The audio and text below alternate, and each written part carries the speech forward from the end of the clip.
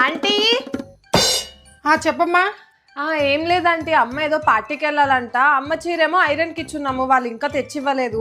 మీకు కూడా సేమ్ అలాంటి శారీనే ఉందంట కదా, కొంచెం అది ఇస్తారా అమ్మ అడుగుతుంది. అయ్యో ఆ చీర నిన్ననే చిరిగిపోయిందమ్మా. పర్లేదులే ఆంటీ, వెళ్ళేటప్పుడు దారిలో కుట్టించుకొని వెళ్తాను. ఏం చెప్పినా వదిలేటట్లేదు, ఇచ్చేదాకా పోయేటట్లేదు, ఏదో ఒకటి చెయ్యాలి. సరే ఉండమ్మా, ఇప్పుడే తెస్తాను. అయ్యో చీర ఏమో చెరగలేదు, వీళ్ళకేమో చిరిగిందని చెప్పాను. సరే చింపిచ్చేస్తాను, పని అయిపోదు. బంగారం లాంటి చీరను చింపాలి ఇప్పుడు.